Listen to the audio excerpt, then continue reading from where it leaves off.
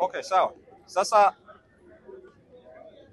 leo pia mahakama hii imeahirisha shauri la Jamhuri dhidi ya Mheshimiwa Lissu ili mahakama iweze kupata fursa ya kutoa uamuzi mdogo. Mtakumbuka siku ya Ijumaa wakati shahidi watatu wa Jamhuri anaendelea na ushahidi wake, aliomba kutoa mahakamani video ambazo zilikuwa zimehifadhiwa kwenye memory card na flash disk kama sehemu ya kielelezo kufuatia ushahidi wake aliokuwa ameufanya na uchambuzi wa video hizo.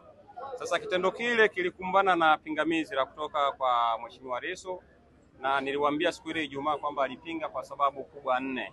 Sasa leo ilikuwa ni upande wa Jamhuri kuja kutoa majibu kwenye pingamizi hilo, kazi ambayo wameifanya, na mwisho wa siku mahakama imeelekeza kwamba itatumia siku ya leo na siku ya kesho kuandaa uamuzi mdogo ikiwa kielelezo hicho, zile video zitapokelewa mahakamani au hazitapokelewa. Sasa maeneo 4 ambayo yanabishaniwa, muhimu nikayakumbusha haya ambayo mahakama hii ndio inakwenda kufanya uamuzi. Kwenye hoja ya kwanza, Mheshimiwa Lissu ni hoja yake kwamba video zile, ile clip, ile video yenyewe haikuchezwa kwenye mahakama ya ukabidhi kule Kisutu. Na hoja yake anasema, na mnakumbuka Tanzania kwamba proceedings za Kisutu angalau zilikuwa zinajulikana na umma ulifuatilia ule mwenendo. Sasa Lissu anasema video zile hazikuchezwa, Jamhuri wanasema video zile zilichezwa. Kwa hiyo mahakama itapaswa kuamua kama video zile zilichezwa au hazikuchezwa. Hiyo ni hoja ya kwanza. Kwenye hoja ya pili, Mheshimiwa Lissu alikuwa hoja yake ya pili imejikita kwenye nini kinaanza kati ya vielelezo ambavyo mtaalamu anafanyiwa uchunguzi au ripoti yenyewe. Kwa maoni ya Mheshimiwa Lissu na maelekezo yake na submission zake na mawasilisho yake ni kwamba Jamhuri walipaswa waanze na ripoti ya mtaalamu, halafu baada ya ripoti hiyo mtaalamu huyo aombe kutoa vitu alivyofanyia huo uchunguzi. Lakini Jamhuri wanasema wao wanaweza wakaanza na chochote kwa sababu ni mpango wao wa namna ya kufanya hayo, wa namna ya kuendesha shauri lao. Sasa hoja ya tatu ambayo inabishaniwa hapa mahakamani ni uhalali wenyewe wa shahidi. Shahidi alipokuja mahakamani alijitambulisha kama mtaalamu wa mitandao, anaitwa forensic expert.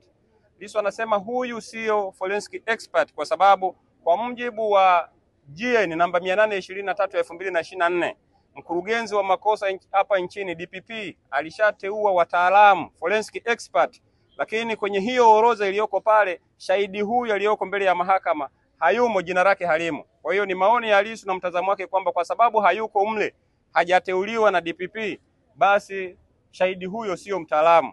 Na ya mwisho, hoja ya mwisho inayobishaniwa ni kuhusu ule mnyororo, chain of custody, mnyororo wa hizo exhibit, wa hicho kielelezo chenyewe, hiyo flash na hiyo memory card. Kwa sababu kwa ushahidi uliopo na kumbukumbu zilizopo, tangia alipopokea vielelezo hivyo kutoka kwa mamlaka zilizoomba yeye afanyie uchunguzi kielelezo hicho, akafanya uchunguzi, akakamilisha kufanya uchunguzi na akarejesha vielelezo hivyo kwa mamlaka iliyokuwa imemuomba.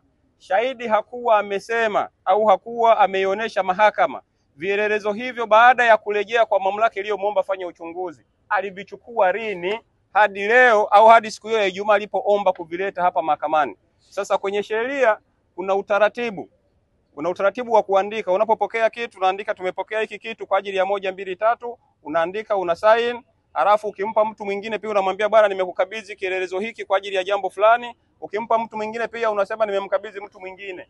Ni hoja ya Mheshimiwa Lissu kwamba hiyo chain of custody hata haikuongelewa, yani shahidi hakusema ni namna gani tena amepokea vielelezo hivyo baada ya kuwa vimetoka mikononi mwake kwa kipindi hicho alichokuwa amefanya uchunguzi. Kwa hiyo sababu hizo 4 ambazo zilikuwa zinabishaniwa leo na ubishani umehitimishwa leo, tunasubiri kama nilivyosema mahakama itumie siku ya leo na siku ya kesho kwa ajili ya kuandika uamuzi mdogo, na tutakutana siku ya Jumatano hapa kwa ajili ya kusikiliza hiyo ruling au uamuzi mdogo wa mahakama hii kuhusu kupokelewa kwa vielelezo hivyo au kutopokelewa. Kwa mpaka hapo Jumanne tutakapokutana, Jumatano nimesema, sorry, sio Jumanne kwa sababu Jumanne ni kesho, leo ni Jumatatu.